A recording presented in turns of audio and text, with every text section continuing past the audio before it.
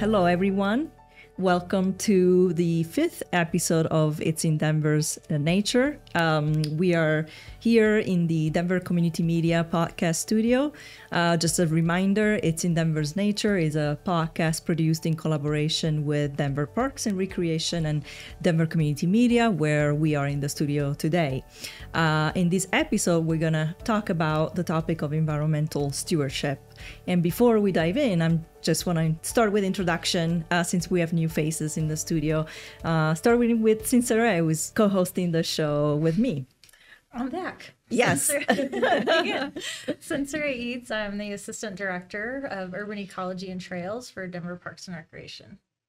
And I'm Jolon Clark. I'm the new Executive Director of the department. And I'm Leah Simelton. I am the Education and Outreach Program Coordinator for Denver Parks and Rec. That also includes the Mountain Parks area. Can you share some of your personal experiences when it comes to the topic of environmental stewardship? I once had a group reach out to me that wanted to do programming and to the idea of how do we make these programs accessible to everyone. And so as a teacher who was teaching middle school and high schoolers and said, hey, I've got this group of kids. They've actually been kicked out of the Denver public schools, but because we are the primary school district, you can't just not educate kids. So there's actually a school where they go to where you figure out what the options are. And she said, these are the kids who never got to go on a field trip. They never got to do a program like that because they were always in trouble. They were always, they didn't have the resources. And so they just have never got to do any of that. So would you take this group? And I was like, well, I'm usually working with like little kids. These are big kids, but sure, I'll adapt a program for it.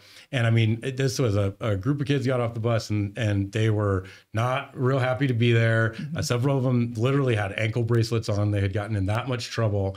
And to see the transformation from when they got off the bus and they're like, what are we doing? And this is dumb. And to all of a sudden, we found a praying mantis on this tree. And I just went and I grabbed it and I was like, check this thing out. And they're all like bunched around. And then all of a sudden they're like, wait, put it on my shoulder. I want to take a selfie with it. And so there are these kids who were immediately like hard and had just really, life had not given them any breaks. And because of that, they hadn't had access to maybe some of the stuff they need the most, right? Because they weren't allowed to go on those or they didn't have the resources to go on those. And all of a sudden there they were and their inner kid was lighting up and they were, got on the bus and they're like, when can we come back? And so 2 weeks later, we took them on another one to a different park and they were knee deep in the South Platte River catching crawdads and just fully engaged because again, now it was something that belonged to them and that they had access to. And so I think that that's the magic that happens when you really work to not just create programs that people who can afford it or people who can find it, but really are committed to building programs that are accessible to everyone, and especially trying to find ways to make them accessible to the kids, the adults, the people who have had the least access to them. Yeah, there's just something about that sense of wonder, right? And one of my favorite programs so far has been one of our toddler-focused programs where we had kiddos under the age of 5 on their bellies with these little nets dipping into the South Platte River. But the best part about it was, these are young kids, right? So they don't really necessarily have the best dexterity to get down there or the strength to really hold these nets. Well, one of our technicians got down with this little boy and was helping him to get his net far enough into the water. And they pull out this about 5-inch crawdad. And everybody was just losing their minds. The parents are taking photos. The kids are just like, look what we caught. But it was just on the other end of that spectrum, like these kiddos are just so entranced with this. And that's where it starts. And those kiddos are going to grow up and they're going to be telling their friends like, oh, no, it's super cool. If you just dig your hand a little bit farther, you're going to find something, and they're going to be our stewards to get other stewards into it. What is environmental stewardship? Should we consider ourselves environmental stewards? Can we just break this concept down a little bit so that we can understand better? Environmental stewardship is all about a relationship and a connection with your local environment, your local community, and then using that connection to inspire action. And that action is going to spread, and it's really going to help protect, but also help, like I said, conserve, engage people in their environments. It's environmental stewardship is really just that opportunity to know more. And when you know more, you can do more. And we definitely should consider ourselves environmental stewards. We are the builders of our environment, and we are one of the major players when it's changing. We're a lot of those causes of those changes. So it's kind of our job, to go out there and protect it and teach others how to really work with their environment, not just, let it sit by and let things happen to it, but really to engage it and really to help it thrive. And when we help it thrive, it's also going to in turn help us thrive as well. A lot of the building blocks for environmental stewardship is how do we get people out to a resource? How do we get them in our parks? How do we get them a connection to nature right here in the city and springboard to that into our mountain parks, so that there's that background of this is something that I know. This is something that belongs to me as a citizen of Denver. This is something that I love, because I think those are some of those building blocks that really, it's really hard to build stewardship if you don't have those building blocks. I like that you mentioned the building blocks, and you guys have talked about connection, relationship with the environment, and then getting to the action of protecting the environment. And I guess my next question is how do we get there? How do we connect those two? I think a lot of that is the experiences, offering those experiences and taking people along on those experiences, and leaving space for all different ability levels. We can start with the youngest of our audiences, littles that are a year old, all the way up to our senior citizens, and we can take everybody along on a journey, and at any point in that journey as well. It doesn't have to be, you start at this level or you can only start at this level. You have to have this knowledge to start here, but we can join everybody together, give them those experiences. And like Jolon said, those experiences turn into love and turn into passion. When we can create that, that sense of place, when we can create that, that connection again, and people are enjoying their space, and it's not just, to come for an environmental program or to clean up something, but they truly love it. That's where that connection starts, and that's that catalyst, and that's what's going to get them to come back. Not just with us though, but also on their own. We want to start it, but we want to give them the tools and the love and the passion and the experience to be able to go back and do it on their own. We provide the programs and make that connection, but being a park steward is just being a typical park user. When you enter a park, by picking up fishing line or trash, that's stewarding the space. And so you don't have to participate in a volunteer project to be a park steward and provide that support of the environmental services that parks are providing, along with just the recreational amenity as well. Absolutely. I think this is the critical question, right? Is how do we take that step from I know something, those building blocks, right? I know something, I care about something, to taking action on it. And I hear that all the time, especially as we're facing this global climate crisis. Is I'll sit with people and they're like, I care a lot, and but what do I do? How do I do that? And so I think that we have programs that connect from a very early age people to say, hey, this is something that's magical. This is something that is worth caring about. And then we have all the way up to the programs that actually teach people the skills and get them engaged with taking action, right? We have this robust volunteer program where you can adopt the little park in your neighborhood with a couple of your neighbors or with your family. And that's that ownership piece of it. And that's that skill piece of it, is now I know, what does my park need, right? If I'm just a park user, I'm like, oh, this is great. What does the park have to give to me? Once I've spent one day out there painting a bench and taking down graffiti and picking up trash and getting fishing line out, then all of a sudden the next time I'm in that park or any park, I'm like, oh, you know what? Somebody has to do that. That doesn't just happen. And I know how to do that, right? I spent the day, somebody trained me how to do it. I have the skills and I care about it. And now I'm in a position where I've done that. So we also try to build and weave. Sometimes those programs, they don't show up in a activity guide saying first do this and second do this, but we try to provide that whole continuum that takes you from, at the earliest age we can getting you excited and engaged and having that wow, awesome moment that builds that love and that care, and then offering you these, snack size ways to get involved. Come down this weekend and, it's just an hour and pick up trash,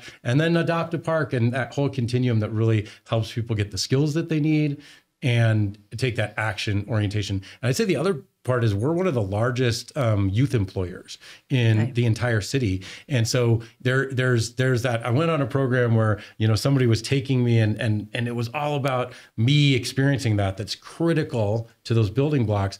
But that's how I got plugged into Parks and Recreation when I was, 16 years old. I got a job in a Denver park, and part of my job was to go pick up trash and to make it a better experience for the users of the Cherry Creek. And I remember, I got to the point where I saw somebody with a dog and I would follow them because I'm like, if you're not going to pick up, I'm going to pick it up. Somebody's going to pick it up, and you need to learn that you can't just leave that there. And to this day, right, not everybody walks through a park and sees somebody didn't pick up it after their dog and is like, okay, I'm going to be the one to pick that up. But that was at a formative time in my life. I was in an employment position with, working in our parks that kind of taught me those skills, and then had that real ownership of, hey, this is actually my job. And so I think we endeavor to provide all that whole continuum of learning and activities and skill building that tie that all together, that leads to true stewards of our environment who can then make decisions about what kind of car am I going to buy? What kind of stove am I going to buy? What kind of heating and cooling system for my home? Where am I going to shop? What kind of food am I going to eat? Right? Those bigger, more complex decisions that build on top of, even all the building blocks that we try to provide. Yeah. Since you started talking about the programs, can we dive more into the types of programs that are spearheaded by Denver Parks and Recreation,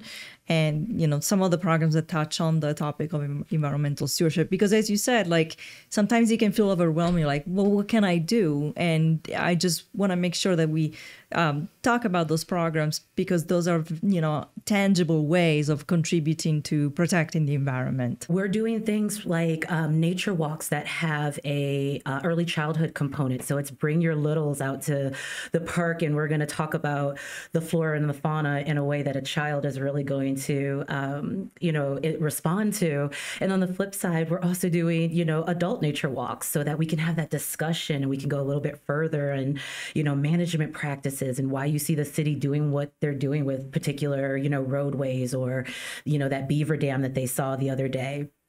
We have our mountain park rangers who are out doing programs about our bison herds. We have 2 separate bison herds here in the city, and we manage them, and we're having partnerships, and we're talking about what we're doing, with some of our native relationships and these bison. Our urban park rangers are out there doing fishing programs, and they're actually arming these families with the gear, fishing poles, and the knowledge to again be able to go back on their own and experience the joy of fishing, but also being armed with the knowledge of it, how what it means to harvest a natural resource from your community, and what it means to put that back into the community. We were talking a little bit earlier about fishing line and picking that up. So making that connection of why that's important. So yeah, just a few of those things. We've also started doing some more internal programs as well. So like Jolon was saying a little bit earlier, we're doing bird walks. So really getting people just interested in some of the natural resources that are right there in front of them. And I was saying earlier too, all of this is really on an entry level. So everybody can join and everybody can really experience. And in those experiences, we can also bring in other people's knowledge. We're always willing and able to ask people, what's been your experience? What is your favorite place to do whatever? And we can share that amongst each other. And that kind of just helps encourage that environmental experience and that want to be a good steward. And then the next level of that is we have a very robust volunteer program. So you can volunteer with Denver Parks to come down for an hour, for a day. We work with employers. So we have employers who bring, their entire staff down for the entire day. We work with nonprofit organizations who have a specific focus, right? So if work with the Greenway Foundation, and they host days in conjunction with our volunteer program where you can come and just do cleanup on the South Platte River. So that's specific to maybe to your part of town or the park and resource that you're most tied to. And that goes all the way then to the program that I talked about, where you and your family, or you and your neighborhood, or you and your coworkers can actually adopt that place that in Denver that's special to you, and commit to a certain cadence of volunteering and work. And that, you get more training there, and you get, some people help us with different kinds of jobs that then they might keep a can of the right color paint, so that as soon as that graffiti's there and they're the one walking their dog in the park already, now they've adopted it and they can go clean that sometimes before we even, we could have gotten to it. And so we also have that next level in to your question about how do we take that step into action? We have that next level of programming also that is specifically around volunteering in our parks and doing that stewardship work. I also want to piggyback off of that. There's a ton of events that happen that aren't paid programs or just pop up. So things like Earth Day and Arbor Day and Migratory Bird Day that you're going to see Denver Parks and Rec engaging in. And those are more opportunities for people to, again, just learn about what's going on in their city, how they can help, especially with like Migratory Bird Day. That's another volunteer program where we take folks and they are the ones that are collecting the data and giving it to us so we can analyze it and get laws changed, get these big buildings downtown to actually turn off those lights. And without our residents, without the people engaging with us and doing that with us, we can't do it. So those are really important events as well. Yeah, and I love that all of these educational opportunities tie back to the other topics and what that call to action has been. Parks is really focused on adapting our parks to a changing climate. And a lot of residents are asking, how can we do this in our own yard? But then what are the benefits? So I think this ties back to all of the other episodes and the work that Parks is doing, and then how that blends into how residents can get involved. So these are all of the great free educational opportunities to learn those resources. Yeah, absolutely. Can you describe the public engagement and success with these programs? Absolutely. So again, we are brand new, so we are still trying to get the word out there. However, in less than our first year, we haven't even done a full year of offering public programming. We've already reached over 800 participants. And one of our most popular programs is actually our fishing program. So on average, we're reaching about 44 people per program that we do, and there's at least two a month, and we're doing them in tons of different locations. So we're getting a lot of people viewing that and also wondering what's going on and how they can get involved. So we're getting a lot of attention in certain places, and we're just hoping that we can find ways to get a little bit of attention in all of the places. One thing we're hoping is to get a survey out and get the feedback from our public so that we really know what they're looking for. We can continue to add programming that's actually relevant to them.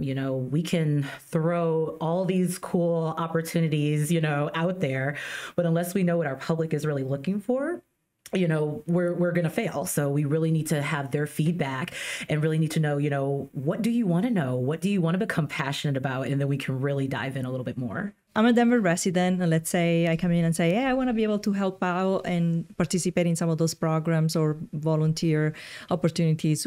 Where can I find that information? Yeah, so as far as the paid programming that we offer, it's through our activity guide. So you can find that online. You go to the City and County of Denver website. There's going to be a community tab up at the top, and when you pull that down, it'll say activities, and it'll bring you to a nice little landing page that just tells you about all the cool events that Denver is doing. But if you go into the activity guide and then you go to the green section, that's what you want to look for. That is the outdoor education and the environmental ed section. And you can see all the cool things that we're doing. We're building these internal programs. We also partner with an amazing group of nonprofit organizations, some of them for decades, who've been providing programming, providing environmental education, providing stewardship opportunities, like the park people with planting trees, and the Greenway Foundation with education and stewardship and environmental learning for kids. So there are also all these other programs that really are embedded in parts of Denver with specific communities that have been saying, hey, this is what this community is wanting to engage in. And then we work to partner with them to allow them to do that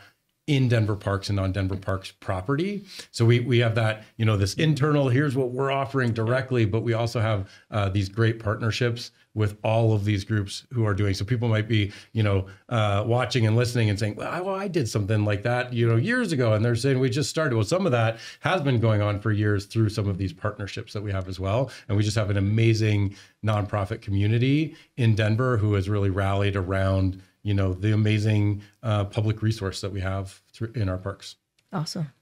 Cool. Yeah, and they're also starting to do a lot more with workforce development. And so we're actually going to hear from one of our partners, Groundwork Denver, in just a minute about how they're starting to engage with youth to provide paid positions to learn natural resource management skills. And so, yes, there's a huge component of volunteering and becoming a steward, but also starting to educate, train our next generation of park stewards through those programs as well. Just curious to hear about the impact on the volunteer programs, and do you have any data around how many volunteers have been involved in these programs? Yeah, so Jolon talked about how we engage with different organizations or companies. And so just this year alone, we've had just over 20,000 volunteers that have provided close to 37,000 hours of time. And that really equates to, almost 1.2 million of value added to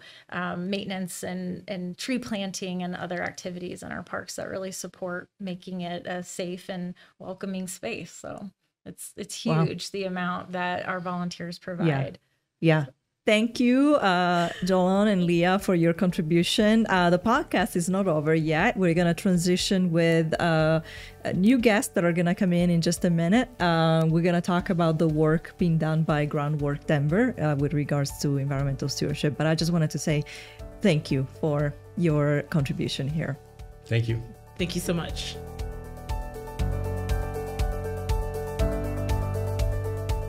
Well, hello, we're back here at the studio for the second half of this episode where we're talking about environmental stewardship. In the first half, we had Jolon and Leah from Denver Parks and Recreation, and we have two new faces here in the studio, Emily and Cindy. Hi, thank you for being here. And if you want to introduce yourself and tell us what you do. My name's Emily Zeller, and I am the program admin for the Green Corps program with Denver Parks and Rec. And I'm Cindy Chang. I'm the Executive Director of Groundwork Denver. Awesome. Well, thank you. Welcome. Thanks for being here. Let's talk about Groundwork Denver. Cindy, if you can tell us what the primary mission of Groundwork Denver is with regard to environmental stewardship. Groundwork Denver's mission is to partner with youth and community to build a healthy, equitable, and sustainable environment. We do this by completing on-the-ground projects in neighborhoods in Denver that have historically experienced environmental injustice. And this includes neighborhoods that have historically had fewer green spaces or fewer trees, which cause environmental and health issues due to higher temperatures, lower air quality, and fewer places for residents to recreate in nature. So we do these projects with our great partners, such as Denver Parks and Recreation, which we've worked with for almost 2 decades now to improve our public spaces in our parks. And these projects could include planting trees, developing new parks, cleaning up parks, and maintaining existing park space. And in terms of environmental stewardship, we really do this in conjunction with our youth employment program. So we employ teenagers and young adults in these environmental stewardship projects. They not only get paid to be outdoors, but they also get to network and learn professionally from staff at partners like DPR. So one of our many goals is to introduce our young people to potential careers in the environment and develop a pathway for those young folks to work directly to improve their own communities. Emily, can you tell us more about the new Denver Parks and Recreation Green Corps program? Yeah, so the Denver Parks Green Corps was a program that was born out of a grant that we received from the Great Outdoors Colorado with a focus on youth education and getting young folks out into our park system to get them some experience, show them what it's like to work out in our parks and what it takes to maintain them, and also just to help create stewards of our park system. So we worked the first 2 years of the program with several local nonprofit organizations, including Groundwork Denver, getting groups of youth out into the parks. And then the program was very successful, and DPR leadership, thankfully, was very supportive of the program to continue it on. And so starting this year, we actually hired our own crew for the first time. We kind of rebranded and it became the Green Corps program. And we have a lot of the same goals as Groundwork Denver around getting folks some paid job experience and getting them trained and providing environmental education as well. With Groundwork Denver, you talked about working with people in underserved communities where, you know, there are clear environmental issues, like maybe there are not enough trees. How do you get those communities involved in those programs? Yeah, so we've worked with those neighborhoods in Denver for over 20 years now. And part of it is just being in the community and really listening to the community. Our youth are a really great intro and a doorway into the communities. They introduce us to their families and to their neighbors, to their schools, and we've really gotten a lot of good feedback from the community and how we work with them. And really, we're here to be a resource for the community. So one of the reasons we started our youth employment program was because, families wanted their youth to be involved somehow, especially during the summer, and getting paid, because a lot of, the communities we work with wouldn't be able to spend time volunteering or, otherwise, they need to get paid. So it's a really great way that we can provide an economic incentive and also improve our parks at the same time. You mentioned like you were listening to the feedback in the community. What was some of the feedback, if you're able to share it, in terms of environmental needs or ways to protect that environment? Yeah, it really depends on which neighborhood we're talking about. I think that's one of the wonderful things about Denver is how diverse it is and how each neighborhood has its own feel and culture.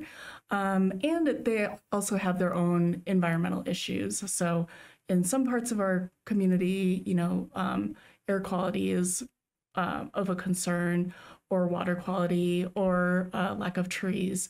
So we really take that into consideration when we're building out projects in that community. And can you talk about some of the projects that you all worked on in the park system over the last couple of years?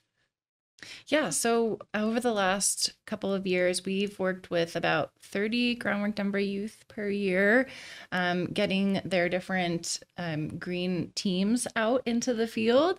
And some of the projects that we worked on include beaver mitigation in our waterways, so protecting our trees from being chewed down by beavers. We've picked up trash. We've planted flowers in our perennial beds and in our annual beds. We've done some park maintenance as well. So a wide variety of projects. And then a big piece of this as well is to get the youth exposure to different professionals and different jobs that are available within the park and rec and green jobs industry in general. And so we bring out a lot of different park employees and professionals and consultants that we work with as well, just to get them that exposure to all different types of jobs and possible career options for them. And what about Groundwork Denver? Sure. Yeah. So I can talk about, our experience in the neighborhoods of Globeville, Elyria, and Swansea, which we've done a lot of work with DPR in that community. One of the first feedback that we got from the community was around wanting more open space and wanting more green space. And we had some community members had identified a spot that was basically kind of a vacant property that needed some love. There was some littering going on, some dumping, and really no one was taking care of it. And the community members around that really wanted to see that being used as a community asset. So over many, many years, thanks to Sensory and others in DPR, we were able to create a space that is now a Denver Park platform open space, and it is really an asset to the community. Folks, use it. They take their kids on walks at night in their strollers, and it has been a really great place where we can see the community feedback turning into something that's a place that people want to be. And the youth were real ambassadors for helping get stakeholder involvement and the community involved to advocate for the different grants we got. And then I'm really looking forward to kind of monitoring that site as it's establishing. And there's tons of native plants that provide a ton of pollinator and wildlife habitat in that corridor now that didn't exist, but it wouldn't have been possible without the partnership with Groundwork, and then the youth really helping keep everyone engaged and excited over a decade of planning together. So it's nice to hear that the feedback came from the community itself. They're actually doing the work, creating that new landscape, and then helping us maintain and establish it. And then they can go back and enjoy and see what they've done, right? I think creating real tangible projects that have a result keeps, I think, youth and engaged in this work as well. And so I don't know if you have any other project examples where you really saw the youth kind of get more excited about this kind of work. I have another crawfish story. Yes. Full circle. So a big part of the Green Corps program is really to develop the environmental stewardship piece and to get people to just generate that spark of interest and excitement. And so whether or not folks go into this as a career, which is a big goal of ours, is that folks who go through the Green Corps program will eventually get a job in this industry or in the green jobs industry in general. But even if they don't, it's just really exciting to see how folks develop this appreciation for nature and for all the little critters out there. And there was at one point we had, so much rain in May and June. And so when we were out in the field, we just had a ton of flooding from one of the gulches, and the water, including all of the crawfish that were in the gulch, had flooded into the trail. And so the whole crew just, we were out there weeding, and they decided that they wanted to save all the crawfish from their fate of drying up on the trail. So we took a few minutes and collected them and threw them back into the gulch, and it was several of their first time handling crawfish. And wow. So crawfish are changing lives. Exactly. Yeah, totally. Yeah. Exactly. It's just it's such a cool thing to watch people get that sense of wonder and maybe touch some sort of wildlife for the first time, or see wildlife for the first time, or so we've had a lot of really cool experiences like that through the Green Corps program and through working with Groundwork and other groups like that. I think that's really important, is we're laying the groundwork for that little spark of interest, and you never know what it's going to be. If it's going to be crawfish, if it's going to be a flower, a tree, the water itself. And youth end up being the educators of families, right? Yeah. So do you have any stories about just how from a youth participating in some of these programs, how families have been able to get more engaged in projects and programs? We have so many generations of kids in our program. It'll be, somebody comes in at 5th grade or 6th grade. They stay with us. Their little brother starts with the program. Then their cousin starts with the program. And soon, everybody's involved. And, because I see the payroll numbers, I see everybody's last name. And it's just really fun for the whole family to be involved. In many of our other programs, we will invite families to come. So, parents, tias, tios, abuelas will join us. The little kids, the little toddlers that you all were talking about earlier, and they all just love to get involved and to be out together. And I think that's another really great thing about the park system in general is it's so diverse. So you'll see people playing horseshoes or barbecuing or taking a Zumba class in Spanish outside, and just the diversity of activities that you can do in the park and how it can engage the whole family is, I think, really special. We've talked a lot about youth engagement, but part of the transition from our Green Corps program to the internal program we have now is also kind of opening that to making sure we're also providing opportunities for people re-entering the workforce or changing careers. So Emily, can you talk a little bit about some of the training and programs and opportunities that we're providing that's not just centered around youth? Yeah, so the program is actually 16 and older now. So it's focused on anyone who's really interested in a career in this industry or just looking to get some job skills trainings. We do a lot of professional development as well, and just working with the program participants on making sure that they're showing up on time and showing up prepared to work, all the way to doing very technical skills training, learning how to operate very specialized equipment and things like that as well. And then the goal is also to provide them with some professional certification. So this year we did a first aid CPR training as well, which they can use, on the job or in their personal life. So those are just some examples of the types of training opportunities that we do. But we do a lot of on-the-job training as well, just teaching them about how to, go into a park and analyze the condition of the park and what might need to be done to improve the quality of the park system as well. How can I do my part as an environmental steward? If, let's say, I don't have the time to invest in, into these programs, what can I do on my own to do my part? If you don't have time to volunteer, just by going into the park and leaving it better than you found it, that's a great way to be a park steward. Like we've been saying throughout the whole podcast, it really is just getting people to find some sort of appreciation or some sort of love or joy, or getting them to take ownership of that piece of their community. And so even just going out and making sure that you're cleaning up after your pet, or if you're picnicking in the park and you bring any sort of trash, make sure to throw it away or take it out of the park with you. So those are some very simple ways to take care of the parks without actually having to, give a whole lot of time. Yeah. And that follows the Leave No Trace principles, which is kind of a national organization that really helps educate on, again, leave it like you found it or in a better condition. And that also applies in our mountain parks. So staying on trails, pack it in, pack it out.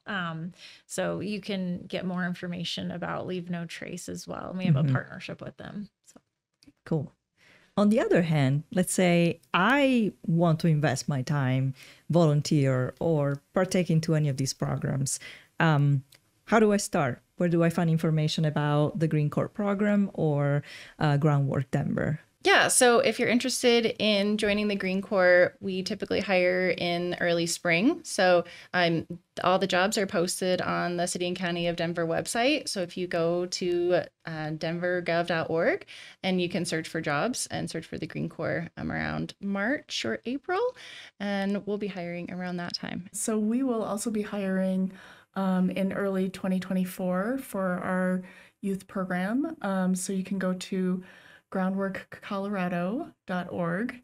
I'm going to say that again, groundworkcolorado.org.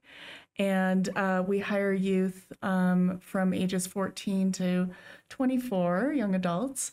And we ask that you are part or live or work or go to school in certain neighborhoods in Denver. And those are all listed on our website. Other organizations and nonprofits in Colorado or Denver that provide opportunities of environmental stewardship and opportunities for the communities to get involved.